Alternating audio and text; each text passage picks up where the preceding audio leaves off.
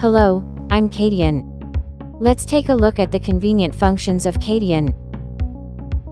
CADian is a CAD software compatible with AutoCAD, developed by the Korean company Korea.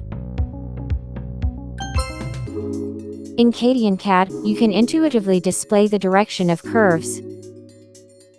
Let's examine the display the direction of the line feature within the utility section of CADian. Use the pull-down menu to execute commands. When you click on Utility, the Drawing a Curve Line menu will appear, and you can then click on the Display the Direction of the Line item. Select the curve with your mouse. You will notice the direction is marked in red on the curve. The cross on the circle signifies the starting point of the curve, and the arrow shows the direction it progresses.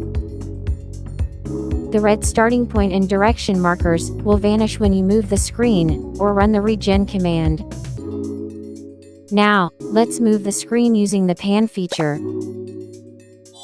You'll see that the markings have disappeared. In CADian CAD, I tried out the display the direction of the line feature. If you have any questions about CADian, please contact us on the website or via email. Thanks for watching.